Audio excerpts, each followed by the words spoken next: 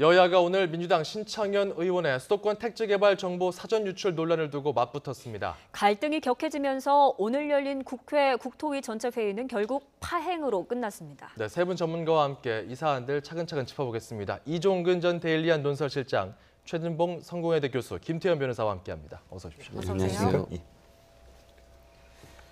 정보 유출 관련자들 모두 불러내라. 법안 상정부터 하자. 이렇게 고성만 주고받다가 결국 아무것도 못했습니다. 주제어 보시죠. 국회 국토교통위원회 소속 신창현 의원이 8곳의 신규 택지 후보지는 LH로부터 제출받은 자료에 따르면 안산 2곳과 과천 광명, 의정부 시흥, 의왕 성남 등입니다.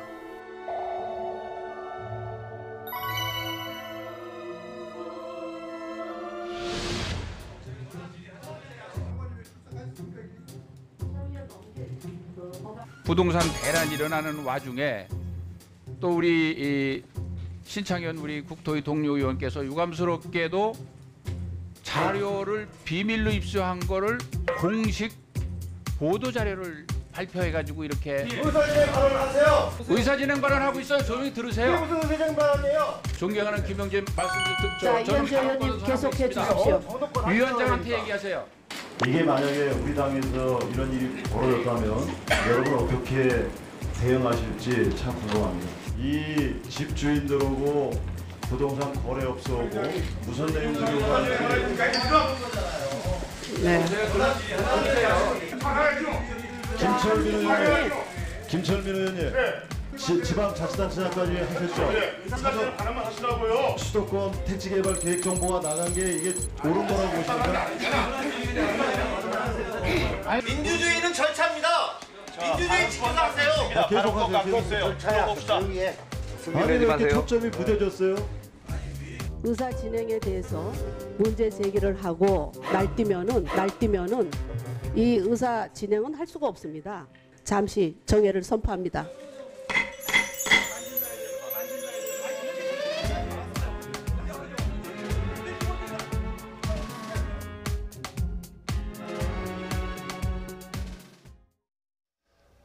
왜 이렇게 파행이 있고 도대체 지금 나오고 있는 신창현 의원의 공개 유출 사건 전말이 뭘까요? 일단 당시 상황부터 시간 순으로 좀 정리해 보겠습니다.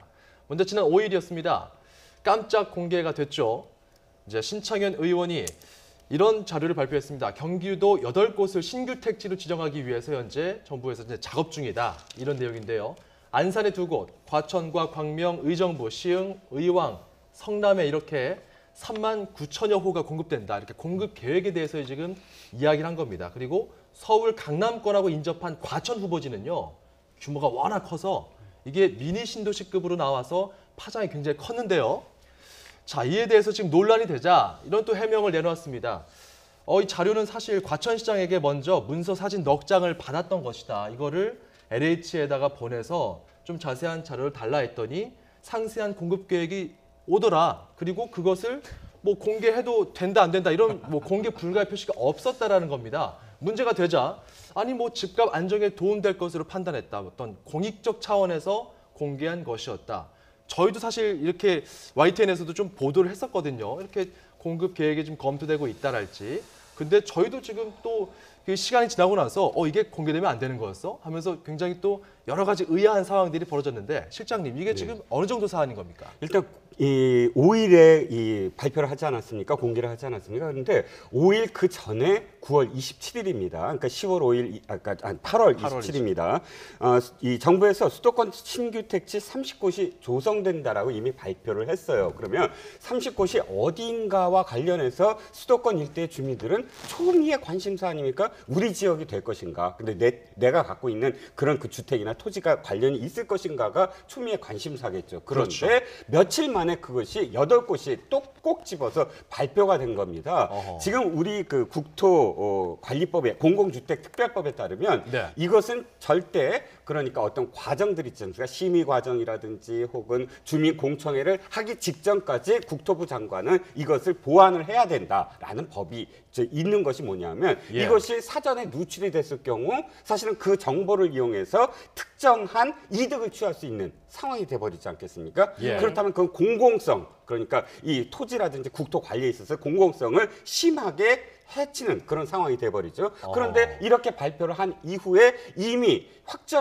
거의 확정돼 있는 단계에서 이미 토지 거래가 8곳에 대해서 어마어마하게 출렁거리는 그런 상황이 벌어졌습니다. 그러다 보니까 국토부는 아직 확정이 되지 않았다. 도리어 더 혼선이 가열됐죠. 그렇죠. 일단 그 거의 진행이 되고 있는 과정에서 이것이 확정됐다고 얘기한다면은 또 그것도 문제니까요. 그러니까 이래저래 8곳에 있는 주민들은 피해를 2중, 3중으로 지금 겪고 있는 상황이 돼버렸죠. 네, 말씀해 주신 것처럼 상당히 민감한 자료인데 왜 이렇게까지 좀 무리해서 공개를 했을까요? 뭐 두 가지를 생각해 볼 수 있겠죠. 첫 번째는 본인이 얘기한 듯이 저걸 잘 몰라서 공개했을 가능성. 두 번째는 본인의 지역구가 지금 포함이 돼 있잖아요. 의왕, 과천이 본인의 지역구예요. 그럼 지역 주민들한테 일정 부분 뭔가 좀 좋은 이미지를 갖기 위한, 즉 뭐 다음 선거에서 뭐 지지를 더 끌어내기 위한 그런 방편일 수 있겠죠. 그러니까 정보를 미리 주게 되면 의왕, 과천 같은 경우에는 이제 집값이 오를 수 있거나 땅값이 오를 수 있는 가능성이 있지 않겠습니까? 그런 네. 차원에서 그것도 이제 본인의 이익을 위해서 했다고밖에 볼 수 없을 텐데 본인은 그게 공익이라고 얘기하는데 공익이라고 보기는 힘들다고 봐요, 저는. 저걸 발표하는 게 무슨 공익과 직접적인 연관이 있겠습니까? 또 그렇게 미리 발표를 해버리면 저기가 그냥 부동산 투기가 또 일어날 가능성이 충분히 있는 상황이잖아요. 그걸 고려하지 않고 했다는 점은 분명히 잘못됐고요. 신창현 의원이 뭐 제가 아까 말씀드린 두 가지 뭐 이유 중에 하나라고 볼 수 있을 텐데 첫 번째 이유라고 되는 것도 사실은 약간 좀 이해는 안 되는 부분이 있어요. 왜냐하면 국회의원 정도 하시는 분이 이걸 공개했을 때 어떤 일이 일어날지를 모르고 얘기했다.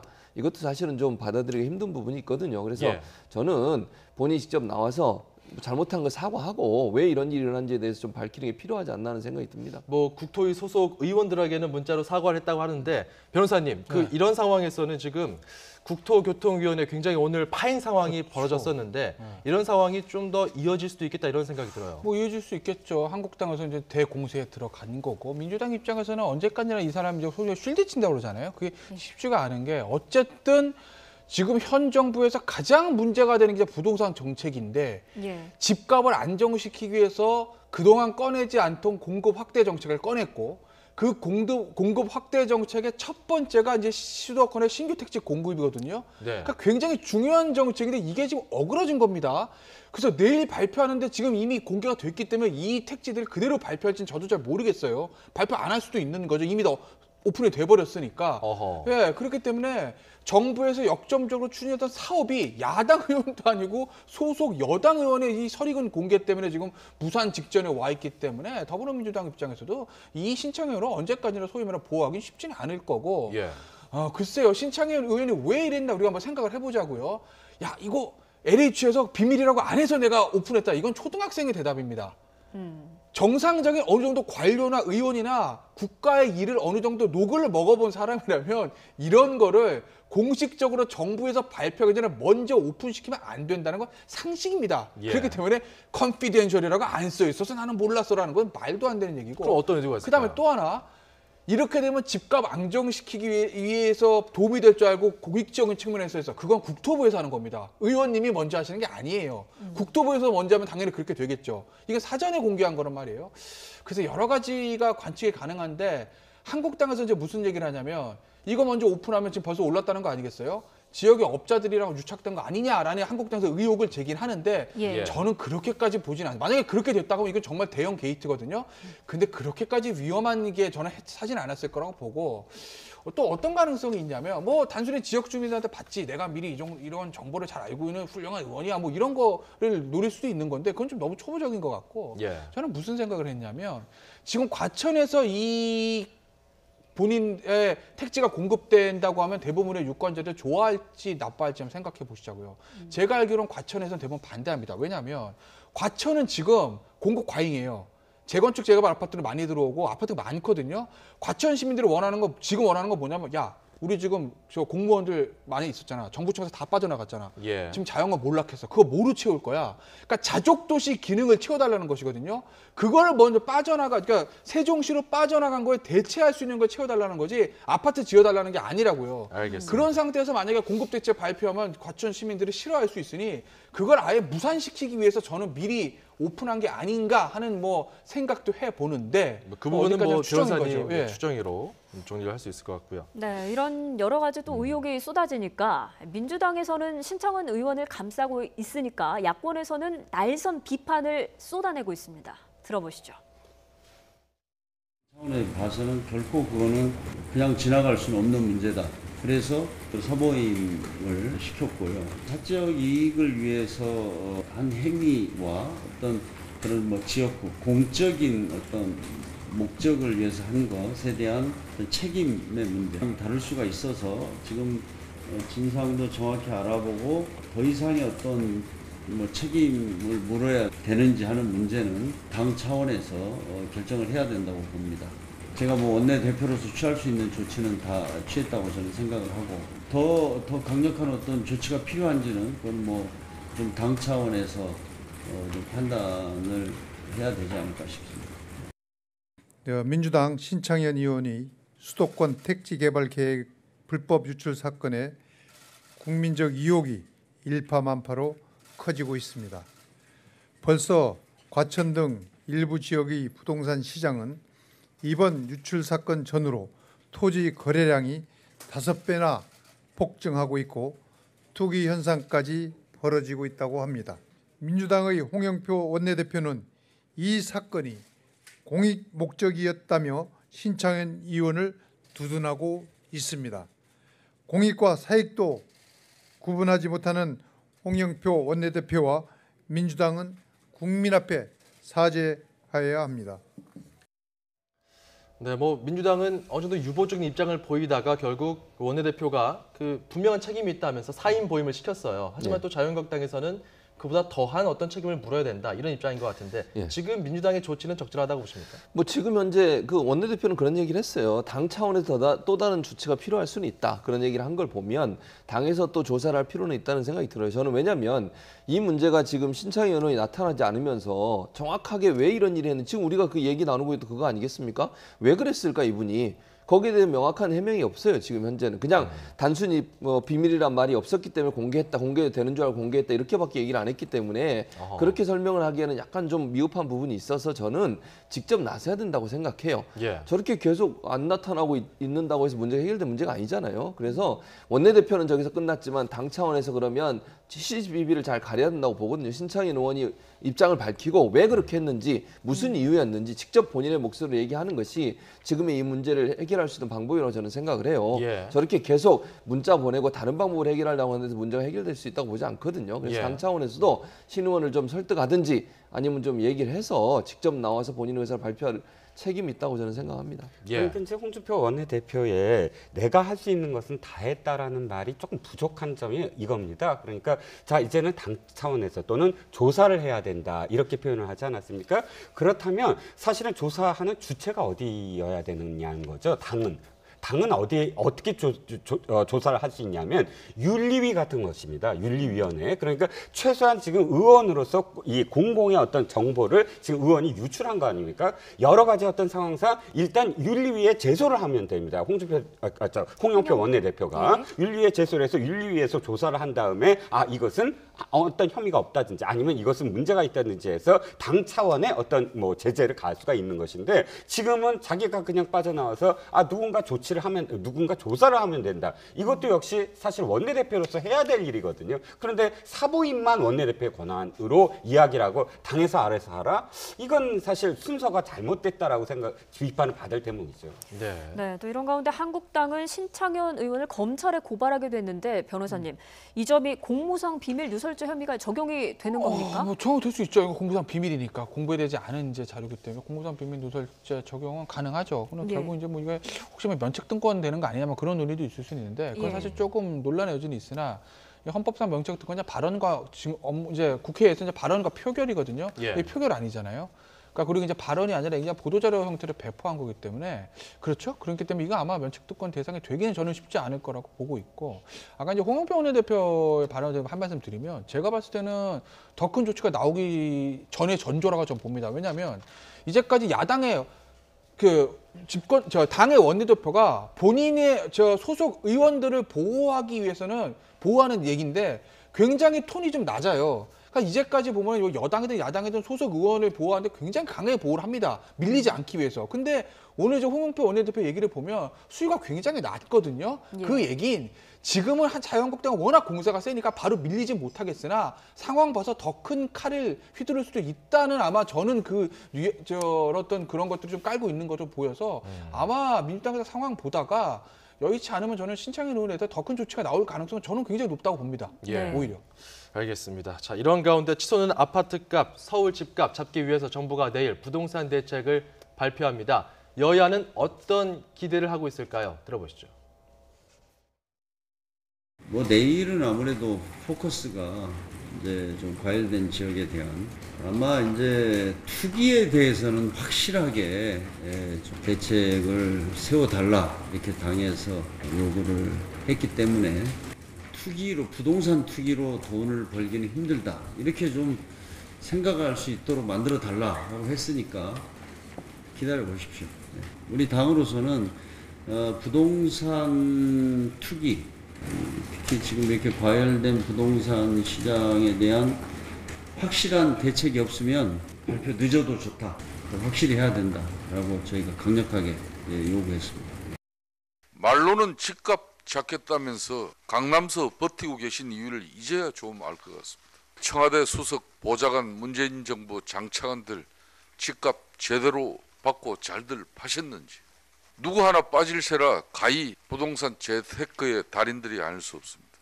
서민들 상대적 박탈감만 점점 더 커져가고 너는 이 한숨 뿌린 이 현실을 제대로 직시하기 바랍니다. 대통령께서 쏘신다던 피자는 집값 오른 장하성 실장께서 쏘시고 제대로 된 부동산 대책 만들어 주시기 바랍니다. 네, 뭐 문재인 대통령이 이전에 그 집값을 잡게 되면은 어느 정도 그 피자도 쏘겠다 이런 얘기를 한 적이 있었는데 김성태 원내대표는 이를 이제 이야기를 소재 삼아서 이야기를 했고요.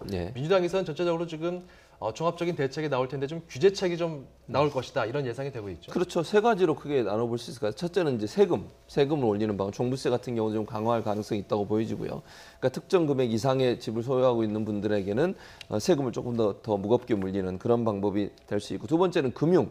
이제 제재를 좀 강화할 가능성이 있죠. 그러니까 대출을 받아서 집을 사는 경우 이런 부분을 좀 제한시키기 위해서 금융적인 제재를 좀 강화할 아마 계획이 들어갈 것 같고, 마지막으로 공급 대책입니다. 공급을 좀 늘리겠다고 하는 것이 지금 정부의 추진하고 있는 정책 아니겠습니까? 그래서 결국은 세제를 좀 더 강화시키고 금융 제재를 더 강화시키고, 또 하나는 이제 공급을 좀 늘려서 집을 좀 많이 만들어서 더 많은 사람이 집을 살 수 있도록, 그래서 결국 가격을 떨어뜨리는 그런 정책을 낼 가능성이 있다고 보여지고요. 이제 뭐 아마 보유세라든지 이런 것들을 좀 강화시키는 방안으로 갈 가능성이 있지 않나 이런 생각이 듭니다. 네, 그런데 한국당은 재개발과 대출 규제를 오히려 완화해야 된다, 뭐 이런 제안을 하고 나섰는데 이런 점은 어떻게 보십니까? 일단 지금 타깃이 어쨌든 서울시예요. 뭐 주요 지역들이 전국적으로 문제지만 서울, 특히 강남이 또 문제 아닙니까? 그렇다면 지금 뭐 정부에서도 공급은 뭐 내일 부동산 대책이 이제 포함이 되는데 공급 중에서도 사실은 한국당에서는 미시적으로 서울의 문제, 특히나 이제 박원순 시장이 지난번 그 선거 때 김문수 후보나 혹은 다른 야당 후보들이 공격한 게 그거거든요. 도심 재생 사업에 너무 초점 두지 말고 재개발, 재건축 사업을 해라. 그래야 실질적으로 공급이 확대된다 하는 그런 논쟁을 벌였는데 그것도 이 지금 대책도 마찬가지입니다. 지금 현재 서울시에 있어서의 재개발, 재건축이 굉장히 묶여 있기 때문에 실질적으로 피가 순환이 되지 않는다. 그것부터 해라. 그러니까 보다 더 이렇게 미시적으로 지금 접근을 하는 거죠. 이런 입장도 있고, 아니다 재개발이나 뭐 이런 어떤 재건축이나 이런 부분은 새로 집을 짓는 게 아니라 기존에 있던 것을 좀 다시 한번 더 좋게 업그레이드하는 것이 아니냐. 그래서 좀 공급책이 더 필요하다. 이런 게 이제 여당 입장인 것 같습니다. 여기에 대해서 좀 부딪히는 것 같아요. 이런 거예요. 기본적으로 이제 정부 여당의 기본적으로 부동산 방식의 세제를 통해서 수요 억제책이거든요. 그러니까 한국당은 무슨 얘기를 하는 거냐면, 야, 수요만 억제한다고 되겠니? 어차피 좋은 지역에 있는 좋은 집에서 살고 싶어하는 인간의 욕망은 있는 건데 기본적으로 그 욕망을 충족시켜서 공급을 늘려서 가격을 맞춰야 되는 거 아니야? 이제 기본적인 한국당의 방침이에요. 그런데 정부에서도 지금 수요 공급책을 꺼낸 건 맞습니다. 굉장히 이제 사실 정책 전환이 있었던 거죠.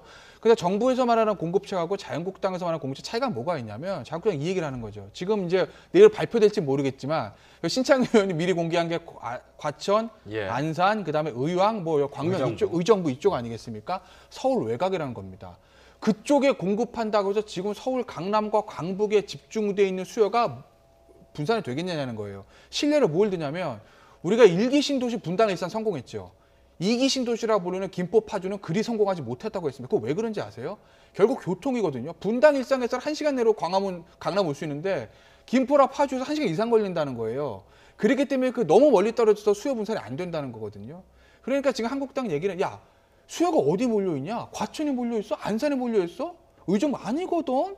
강남, 강북 여기 몰려있잖아. 그렇다고 하면 거기 수요를 풀어주기 위해선 재건축, 재개발 풀어가지고 강남, 강북 쪽에서 공급을 확 늘려야 되는 거 아니야? 이게 이제 자유한국당의 방침인 거죠. 공급 확대 정말 필요한 곳에 공급을 늘리자는. 네, 어제 이해찬 대표가 토지 공개념을 언급하기도 했는데 이번 대책에 어느 정도 일정 부분 반영이 될까요? 뭐 반영되긴 뭐 제가 볼 때는 그러니까 적극적으로 반영될 가능성은 낮다고 봐요. 토지 공개념. 그러니까 그 얘기를 했지만 내일 대책이 나오는데 그게 반영이 돼가지고 확실하게 뭐 토지 공개념 개념이 완벽하게 들어올 가능성은 낮다. 다만 이제 토지 공개념이 이런 거잖아요. 법률로서 어떤 특별한 제한을 두거나 의무를 부과하는 거예요. 이제 예를 들면 개발 이익 환수 같은 게 이게 뭐 하나의 예가 될 수 있을 것 같은데 그래서 토지를 통해서 경제적 이익을 획득한 사람한테 일정 부분 더 많은 세금을 내도록 만드는 의무를 부과하는 그런 개념이라고 볼 수 있을 것 같은데 이번 대책에서 그게 들어갈 가능성은 아직까지는 낮다고 저는 보고요 개인적으로. 왜냐하면 그게 얘기한 것과 지금 준비하는 과정에 시간 차이가 있기 때문에 시간이 너무 짧은 기간이기 때문에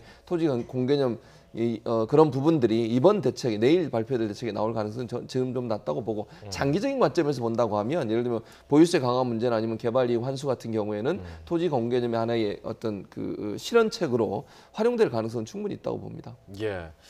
뭐 또 그 문재인 정부의 또 고위 인사들의 집값이 얼마나 올랐다 뭐 이런 내용까지 그 한국당 쪽에서는 공개를 하면서 내일 부동산 정책이 발표가 되더라도 다시 한번 또 문제점이나 뭐 비판점이 있다 찾아가지고 또 이야기할 수도 있는데 내일 어느 정도 수준으로 나오면은 한국당에서는 이거 수긍을 할 것이고 또 하지 않을 것인지 이거 좀 어느 정도 기준으로 보십니까? 기준이라는 거는 사실 지금 잡을 수가 없어요. 어차피 지금 이 정부에서 내놓는 대책은 사실은 좀 단기적인 겁니다. 시간적인 여유도 없고 지금 어쨌든 추석 전에 뭔가 부동산 대책을 내야 된다라는 그런 긴박감이 있었거든요. 그래서 이것이 뭐 야당이 지금 만족할 수 있는 수준까지 그러니까 서로 사실 철학이 다르거든요. 그렇기 때문에 만족을 한다 이런 어떤 표현보다는 실질적으로 공급이 얼만큼 확대가 되느냐, 공급에 대한 어떤 방법은 틀리더라도 이런 점들이 사실 그러니까 한국당의 어떤 좀 이 부동산 대책의 기본적인 어떤 근간이거든요. 그리고 최소한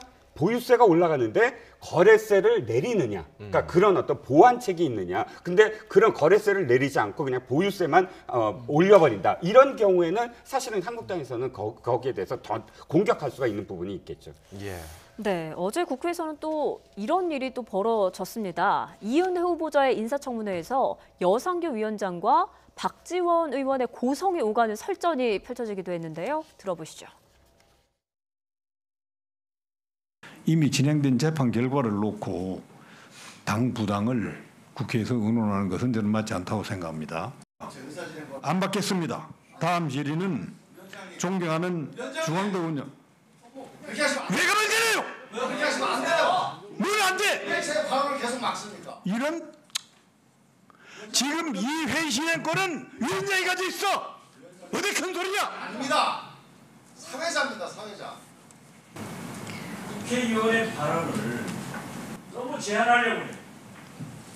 아무리 사법부라 하더라도 잘못한 것을 지적하고 개인 의견을 얘기하는 게 국회. 불복 절차가 있습니다. 사법부의 결정에 대해서는 불복 절차를 따르면 될 거 아니에요. 잘못된 것을 지적하는 거예요. 뭐가 잘못됐어요? 위원장이 말이지 사회가 보면 되지 무슨 판사야 당신이. 이런 당신이 뭐 하는 거예요? 뭐 하는 거야 지금? 당신이가 당신 이건 이런 우리 형이냐? 정말 진짜 이 보자 하니까 말이야. 응? 3분 정해야겠습니다. 네, 이 두 분 관록과 경륜이 또 넘치는 분들이신데 어떤 생각으로 이렇게 또 고성을 벌이셨을까요? 생각이 없어서 그랬겠죠. 생각이 있었으면 저렇게 하겠습니까? 저는요. 저 여상규 위원장 저 발언 보면서 참 국민들이 아직도 이 국회를 보면서 어떤 생각을 할까 하는 생각이 들었어요. 아니 저는 그렇게 생각해요. 예를 들어 질문 내용이 그 내용이잖아요. 그러니까 예를 들면 압수수색 영장 발부 기각된 비율 갖고 물어보는 거잖아요. 아니 물어볼 수 있는 거 아니에요? 아니 청문회 하면서 그런 얘기 물어보지도 못합니까? 그럼 국회의원들이? 그건 물어보는 거 갖고 왜 저렇게 화를 내는지 저는 이해를 할 수가 없어요. 그러니까 본인이 예를 들어서 정말 이해가 안 되는 질문을 하거나 정말 청문회상에서 지금 뭐 국회의원들이 여야를 다 떠나서 물어보는 내용들 보면 개인이 갖고 있는 어떤 정책 성향도 물어보고요. 또는 뭐 동성애 관련된 얘기, 동성혼 관련된 얘기도 물어보고요. 또 국가보안법에서 어떻게 생각해 이런 것도 다 물어보잖아요. 그러니까 어떤 후보자를 검증하는 데 있어서 국회의원들이 궁금하고 생각하는 부분들에 대해서 그분들이 갖고 있는 정치 철학에 대해서 물어볼 수 있는 건데 그런 부분에서 저렇게 왜 그걸 질문하냐고 소리를 지르고 저렇게 하는 것이 과연 타당한가? 저는 저걸 보면서 참 답답하다는 생각이 들었어요.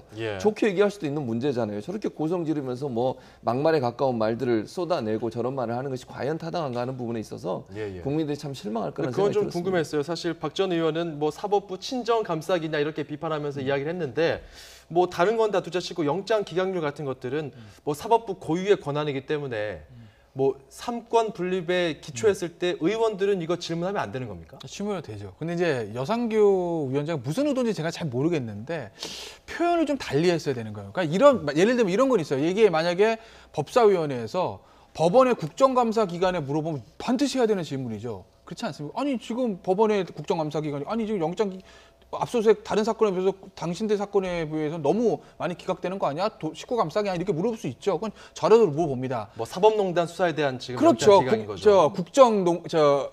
법원에 대한 국정감사라면 근데 이게 뭐냐면 헌법재판관 인사청문회거든요. 그러니까 헌법재판관 인사청문회 그 부분을 묻는 것이 맞느냐라는 어떤 의문은 들 수는 있어요. 예를 들어서 기본적인 뭐 동성애라든지 뭐 이런 뭐 뭐 예를 들면 뭐 낙태라든지 뭐 병역 대체 복무나 이런 거에 대해서 물을 수는 있는데 큰 제도에 대해 이건 지금 지금 진행되고 있는 수사와 재판이니까 그거 헌재 재판관 당신 어떻게 생각해? 이건 사실은 좀 무리 있는 질문은 맞죠. 근데 다만 그거를 표현을 좀 그런 식으로 완화해서 이건 지금 인사청문회니까 인사청문회 본질에 맡기고 지금 진행되는 재판과 수사에 대해서는 조금 안 하는 게 어떻겠습니까? 좀 부드럽게 해서야 되는데 이 여상규 위원장이 본인도 판사 출신인데 그걸 좀 직설적으로 제지를 하다 보니까 다른 의원의 입장에서는 굉장히 오해를 할 수 있는 부분이거든요. 그러니까 제가 여상규 위원장의 의도는 알겠으나 표현을 조금 에둘러서 부드럽게 했으면 잘 넘어갈 수 있지 않았을까 싶긴 하고 그리고 또 하나 제가 드리고 싶은 말씀은 박지원 의원이 의도한 건지 모르겠으나 제가 봤을 땐 여상규 위원장 완전히 말린 겁니다. 왜냐하면 여상규 위원장은 자유한국당입니다. 그럼 뭐 아주 당리당략적으로 보면 지금 이은혜 후보자 사실 문제가 좀 있지 않습니까? 자유한국당 입장에서 봤을 때 그게 부각이 돼야 되는데 지금 이 고성 이것만 지금 남았어요. 그렇다고 보면 여상규 위원장으로서는 전혀 소득 없는 싸움만 하는 거죠. 어쨌든 논란이 커지니까 박지원 의원이 이에 대해서 해명에 나섰습니다. 들어보시죠. 국회라고 하는 것은 사법부를 간섭하고 재판에 영향을 미쳐서도 안 되지만은 그러한 문제가 있는 것에 대해서는 당연히 지적하고 질문하고 국민의 궁금증을 풀어주는 것이 국회이지 그건 하지 말라. 이런 건 있을 수 없어요. 그리고 과거나 뭐 지금 현재나 한국당 의원들도 그런 질문을 많이 합니다. 또 뭐 여상규 위원장은 판사 출신으로 물론 사법부 친정 보호가 중요하겠죠. 그렇지만 위원장이 그렇게 사회를 보면 안 되는 거예요. 저도 참다 한 거예요. 어제도 그제도 계속 그래요. 어쨌든 이렇다 보니까 이은혜 후보자의 청문회가 집중이 돼야 되는데 정작 이은혜 후보자는 묻힌 것 같습니다. 그러게요. 자유한국당이 지금 오늘 두 차례에 걸쳐서 사실은 둘 다 그렇습니다. 좀 전에 국토위도 마찬가지예요. 예. 사실은 파행이 아니라 어느 정도 협상을 해가면서 증인 불러다가 그 문제를 제기할 수 있었거든요. 그런데 올 오와 나싱 작전으로 갔어요. 당장 현안 질의해라. 당장 모든 14명이랑 뭐 국토부 장관까지 불러라. 이러다 보니까 사실상 신창현 의원에 대해서 좀 불리한 거는 더불어민주당이잖아요. 근데 파행을 하면 양비론이 돼요. 양쪽 다 문제다. 지금 이 문제도 마찬가지입니다. 이은혜 후보자에 대해서 언론에 이미 보도가 된 대로 여러 가지 의혹이 있었는데 사실 논점이 이러다 보니까 전혀 그 이은혜 후보자의 진짜 청문회의 어떤 내용이 없어졌어요. 예. 오늘 사실 좀 전에 박지원 의원이 오전에 저렇게 하고 오후에는 사실 내가 조금 과했다라고 또 이렇게 인터뷰를 했거든요. 예. 그러다 보니까 박지원 의원은 딱 피어리더를 찍었는데 여성규 위원장은 아무런 어떤 해명 없이 좀 이렇게 불리한 어떤 상황으로 이렇게 매짐이 됐거든요. 그래서 지금 뭐 아까 말씀하셨듯이 말린 게 아니냐라는 것이 또 오늘까지 이어지고 있습니다. 일단 지금 그 청문회가 계속 이어지고 있기 때문에 고위 공직자들에 대한 검증 과정은 계속해서 우리가 좀 지켜봐야 될 것 같습니다.